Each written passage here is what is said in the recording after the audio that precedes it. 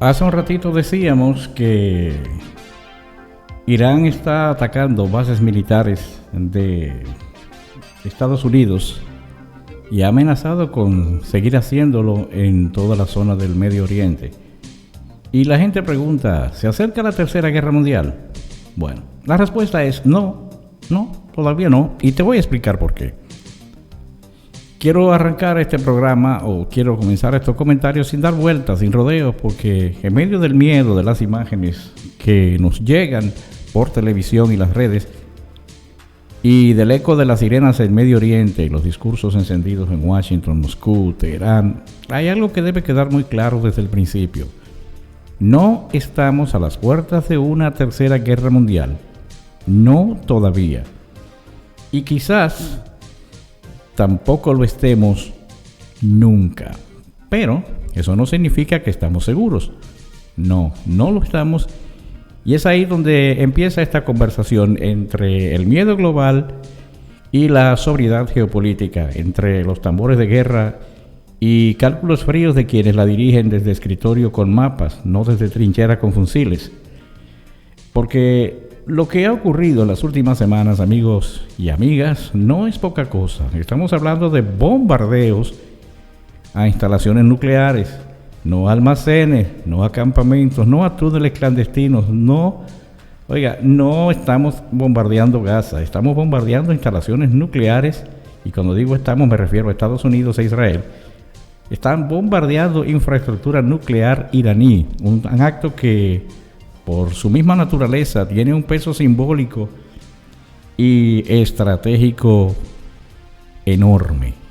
¿Quién lo hizo? Bueno, Israel, un estado que no oculta su doctrina, no va a permitir jamás que Irán tenga armas nucleares. Y en la misma línea, pues, está Estados Unidos. Y decir esto, pues, es que Irán no le hace caso a Israel. Y una vez tras otra vez, pues sigue pisando la línea roja. Y cuando esta línea se acerca, Israel no manda cartas diplomáticas ni tweets. Mandan aviones, misiles y drones.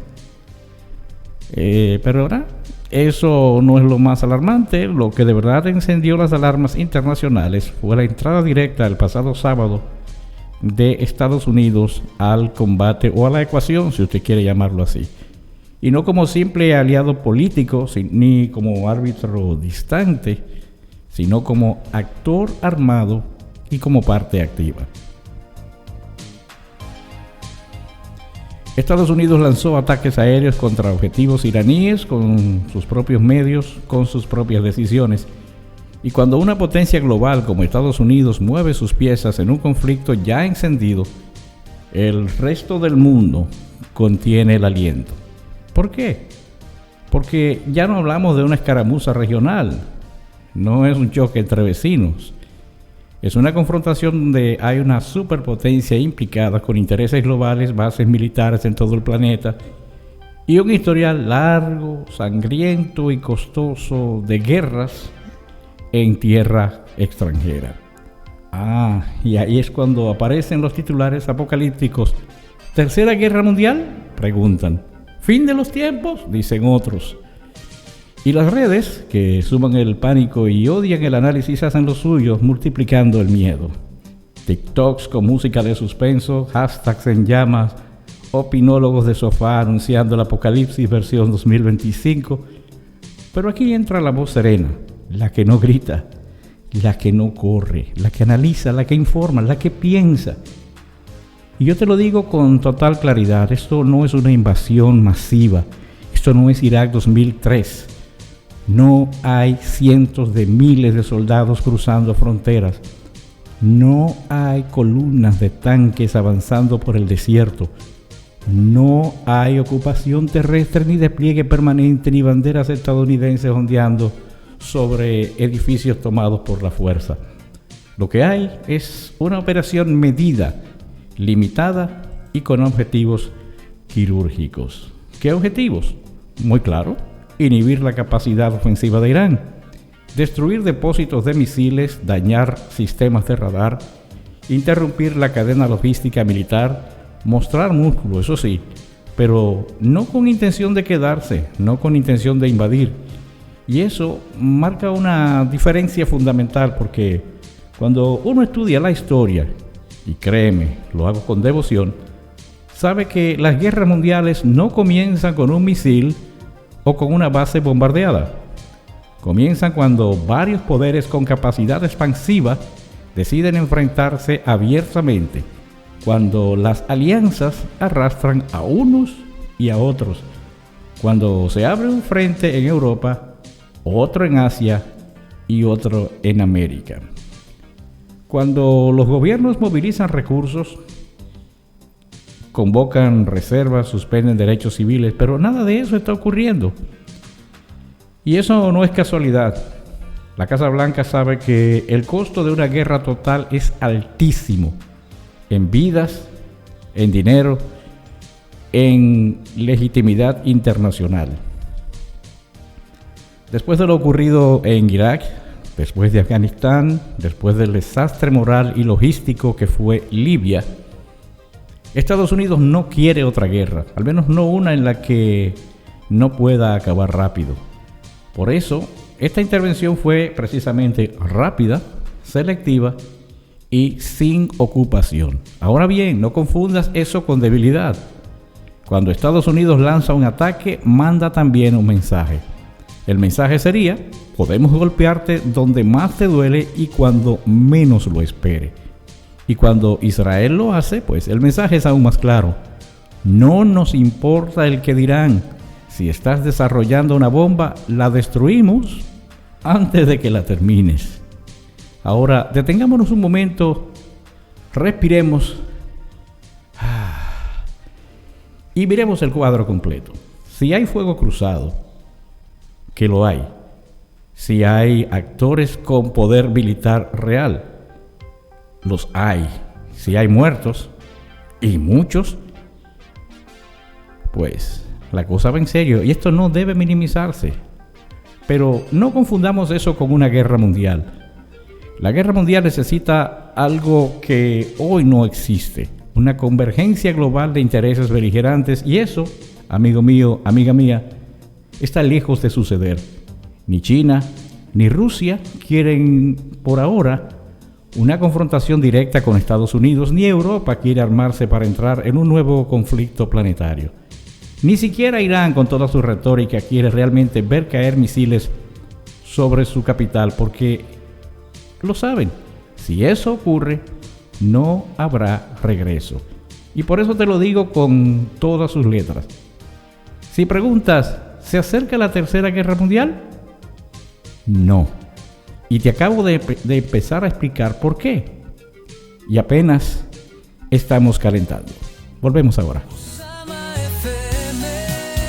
Osama FM, la radio de Santo Domingo Este.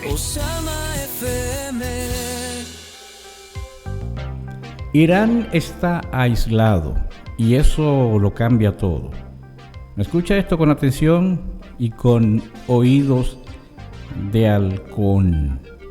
Irán está más solo que nunca, y no hablo de soledad sentimental ni de aislamiento diplomático de pasillo. Hablamos de una orfandad estratégica de la que no se sale con discursos ni misiles. El golpe combinado de Israel y Estados Unidos no fue solo un ataque quirúrgico a instalaciones nucleares o a sus apéndices terroristas. Fue un misil directo a la columna vertebral del relato iraní de resistencia regional. Lo que Teherán descubrió, pues quizás demasiado tarde, es que su retórica ya no hipnotiza a nadie, ni siquiera a sus aliados naturales. Y el problema, pues, no es lo que le hicieron desde fuera, sino lo que ya no tiene desde adentro. Respaldo real. El pueblo se hartó. Y no digo hartó porque ya usé una J ahorita. Lo diré sin anestesia. Irán es el general que mira hacia atrás y descubre que su ejército ha desertado. Veamos cómo están las cosas en el Medio Oriente para Irán. Ellos contaban con, por ejemplo, con Hezbollah. Hezbollah, ese viejo titán de la resistencia libanesa, es ahora una sombra de sí mismo. Diezmado por guerras, de muchos años, sanciones, crisis económica, por supuesto en el Líbano, y más recientemente los bombardeos israelíes. Israel los ablandó a puros palos. Hezbollah ha perdido no solo la capacidad de fuego, sino algo peor, su aura de invencibilidad. Ya nadie le tiene miedo, a nadie le inspira temor. Inspira cálculos, y esos cálculos le dicen a muchos en la región que es mejor no jugarse la vida por un grupo que solo entrega funerales. Sobre Hamas, si Hezbollah está erosionado, pues Hamas está desangrado, literalmente. Después del 7 de octubre el mundo cambió para Hamas. No ganó legitimidad, ganó aislamiento. Incluso actores que históricamente simpatizan con la causa palestina, como algunos gobernantes árabes, algunas ONG y movimientos sociales globales, empezaron a marcar distancia del grupo. Porque una cosa es resistir y otra muy distinta es ejecutar una masacre filmada con GoPro. Israel, por su parte, lanzó la mayor operación militar en Gaza desde su creación. Bloqueó totalmente la franja, bombardeó diariamente, hubo incursiones terrestres quirúrgicas y decenas de líderes de Hamas fueron abatidos. Incluso altos mandos del ala militar y miembros de su cúpula política. Y lo más grave para Hamas no es la pérdida territorial, es la pérdida de funcionalidad. Ya no pueden operar con libertad en túneles, ya no controlan Gaza como antes, y los gazatíes comunes están, esta vez sí lo voy a decir, hartos del hambre, del miedo, del fuego cruzado, y ya empiezan a hacer preguntas. Hamas apostó todo a la carta del Apocalipsis, creyendo que la reacción israelí activaría una ola regional de solidaridad armada. ¿Saben qué? Fallaron. Ni Jordania, ni Egipto, ni Arabia Saudita, ni los Emiratos, ni siquiera el Líbano respondieron militarmente. Y aunque Irán lo sigue financiando, el respaldo se siente más como un acto reflejo que como un compromiso auténtico. El futuro de Hamas es sombrío. Repito, sombrío. Si sobrevive, será como un grupo disperso, clandestino, sin capacidad operativa real. Si cae, será por dentro, por desgaste, por delaciones internas o por el colapso de su logística. Pero más importante que todo es esto: Hamas ya no es un símbolo unificador dentro del mundo musulmán. Es un símbolo incómodo, un actor que aleja apoyos, bloquea diplomacias y entrega justificaciones al enemigo. Por eso Irán lo sostiene, pero no lo muestra. Por eso sus antiguos aliados callan cuando los bombardean. Hamas está en su noche más oscura y nadie quiere encenderle una vela. Pero hablemos de Siria. Siria es o fue el peón más sangriento del partido del tablero y está partido. Siria es un cadáver geopolítico que aún respira. Las fuerzas iraníes pueden moverse, sí, pero como ratas en una trinchera llena de trampas. Los drones israelíes vuelan como mosquitos en su espacio aéreo con toda libertad, y cada convoy iraní que entra por Irak es carne de ataque. Bashar al-Assad depende más de Rusia, de hecho se fue para Rusia, que de Irán, y aunque le guarda cortesía, no va a comprometer su frágil trono por un ayatolá en aprieto. No sé qué trono realmente, pero a lo mejor en su mente él piensa volver algún día. Y si soltamos a Siria y nos vamos a hablar de Yemen, de los hutíes o hutíes de Yemen, pues los famosos hutíes, esos mismos que se atrevieron a disparar contra cargueros internacionales creyéndose espartanos del Mar Rojo, les ha salido caro el negocito y les va a salir mucho más si siguen fuñendo con Estados Unidos e Israel. el teatro se acabó. Están en retroceso, tanto por el contraataque de Estados Unidos como por la presión interna. Yemen no aguanta más conflictos subsidiados. La guerra ha quemado el relato antiimperialista y ha dejado al descubierto que la gente quiere paz, comida y electricidad. Sobre los demás actores regionales, veamos. Vamos a comenzar mencionando uno, como jurado que escucha una audición desafinada. Hablamos de Turquía. Turquía tiene sus propios planes, sus propios conflictos y un presidente que solo se alía cuando le conviene. Erdogan juega con todos, pero no muere por nadie. Qatar, bueno, ya ustedes saben, Qatar fue atacada hoy, o la base militar de Estados Unidos en Qatar fue atacada hoy, y Qatar se limitó a decir que ha habido una violación de su soberanía, pero no condenó enérgicamente a Irán ni nada por el estilo, porque Qatar tiene reputación de ser rica, de mediar en conflictos y es diplomáticamente ambigua. Tanto está con Dios como con el diablo. Pero sabe que una alianza frontal con Irán le costará demasiado en banca, gas e imagen. ¿Y qué decimos de Irak? A pesar de su mayoría chiita, está demasiado ocupado sobreviviendo. Israel lo tiene de mojiganga. Cruza por allá arriba por su espacio aéreo como Pedro por su casa. El nuevo gobierno iraquí no quiere ser rehén de las decisiones de Teherán. La guerra contra el ISIS le dejó una resaca que todavía no termina. Irán gira la cabeza buscando aliados y lo que hace ver es puros fantasmas. Nadie va a lanzarse al fuego por un país que huele a sanción, a guerra fallida y a sueños atómicos que nunca llegan y que si es atento a Israel y Estados Unidos, nunca llegarán.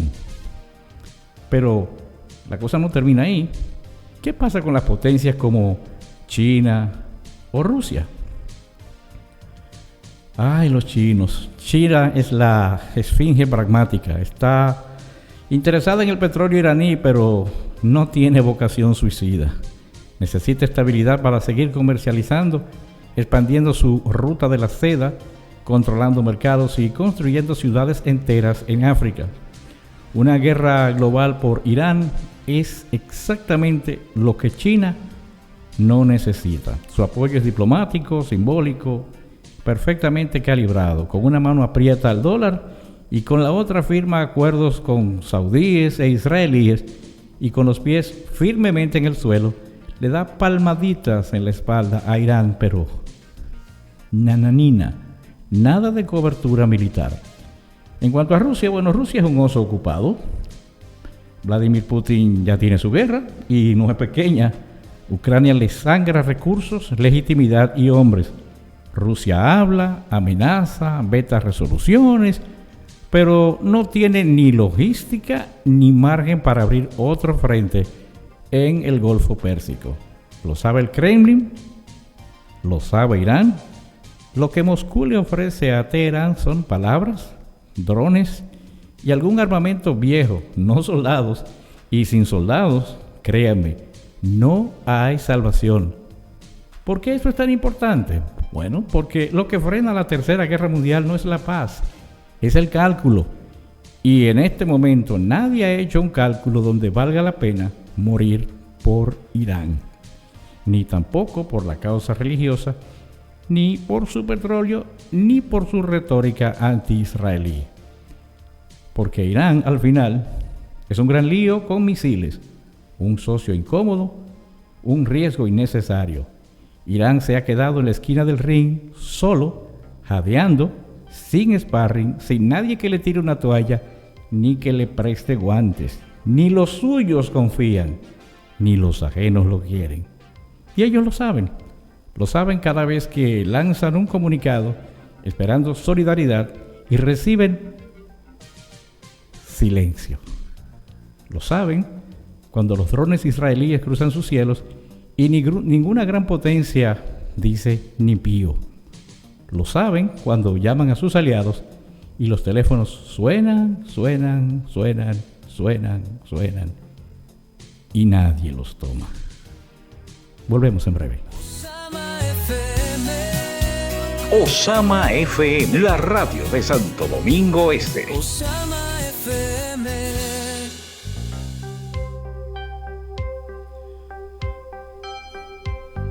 Seguimos con nuestro comentario. Aquí viene la otra gran verdad que hay que decir, aunque no quepa en titulares ni en redes sociales. Para que haya una tercera guerra mundial no basta con que haya bombas, tiene que haber alineación, tiene que haber voluntad, tiene que haber sinfonía del desastre. Y hoy lo que hay es exactamente lo contrario: disonancia, intereses divergentes, freno interno, cálculo frío. La gente cree, por ejemplo, que basta con que Estados Unidos bombardee una central iraní o que Israel le dé de baja a un líder de Hezbollah para que el mundo explote en llamas. No, no es así. Así no funciona. Así no funciona el sistema internacional. Las guerras mundiales, como la primera y la segunda, no nacieron porque una bala aislada se le zafó a alguien, sino porque todos los actores poderosos se alinearon en bandos irreconciliables. Y eso no está sucediendo hoy. Estados Unidos, por ejemplo, tiene poder militar, sí, pero también tiene memoria. Las guerras de Irak y Afganistán dejaron cicatrices abiertas, miles de muertos, billones en gasto y una sociedad que no quiere, oiga bien, que no quiere más conflictos prolongados en tierras ajenas, y mucho menos tierras lejanas.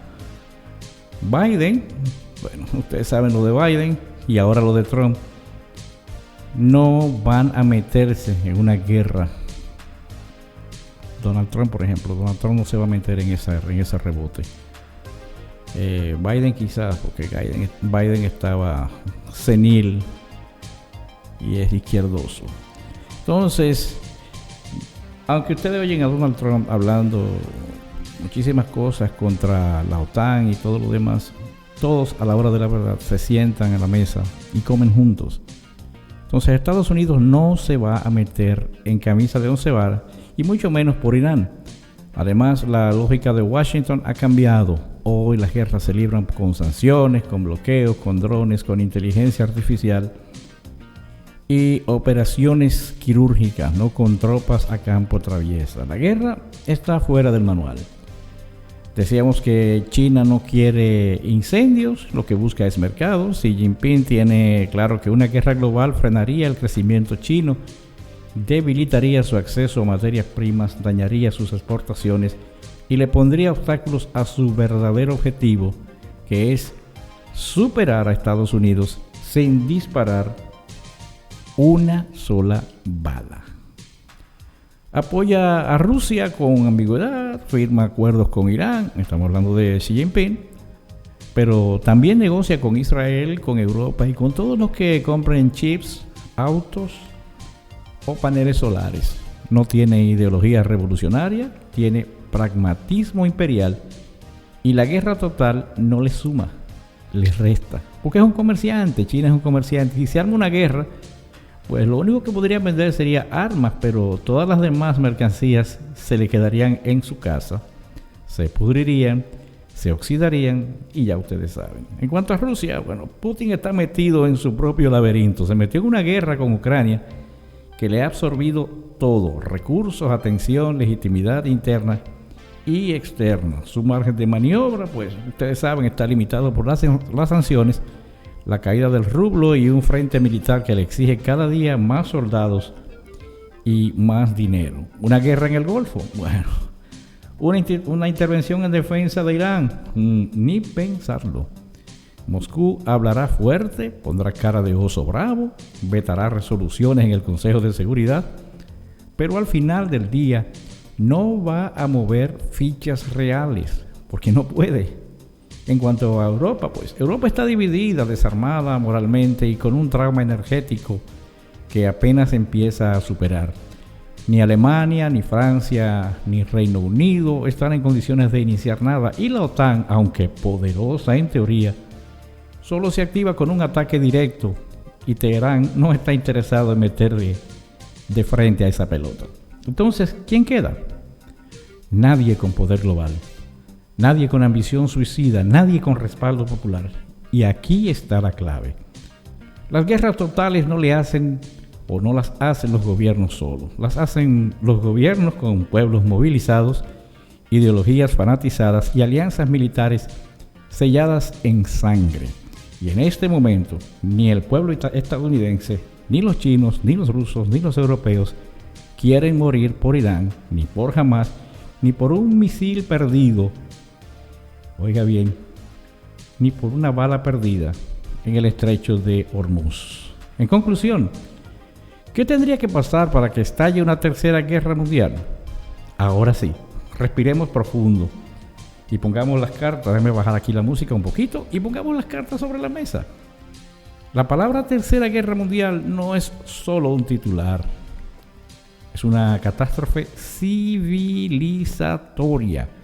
Y para que ocurra, tendrían que conjugarse 7 factores simultáneos como los jinetes del apocalipsis geopolítico.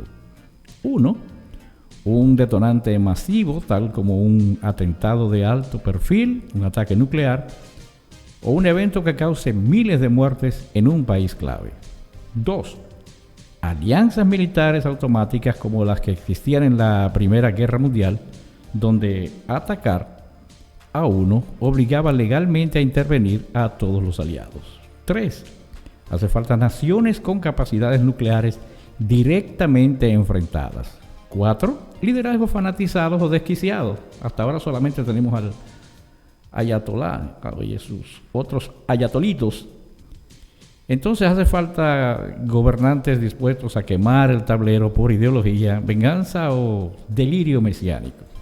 Y aunque andan muchos pseudomesías por ahí, ninguno está tan loco como para arriesgarse a que le abran el pecho con un misil nuclear.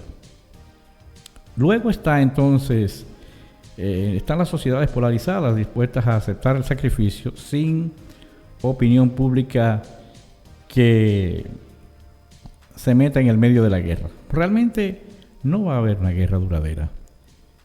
Haría falta el colapso diplomático total, ya que sin canales de comunicación, ni mediadores, ni mecanismos de contención, pues no llegamos hasta ese punto.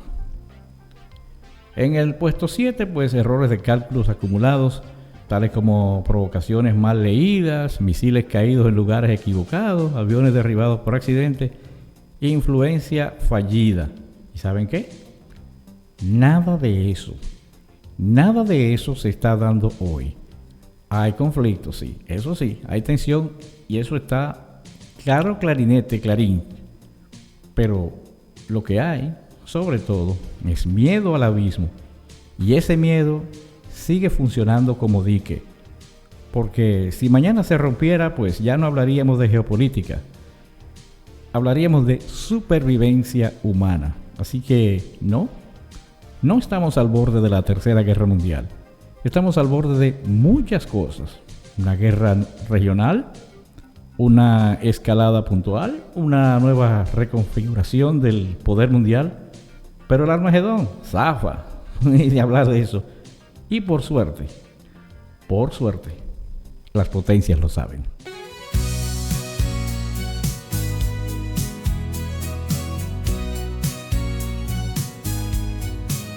Noticias, comentarios, tu opinión, todo lo que suceda, aquí lo sabrás. Osama FM.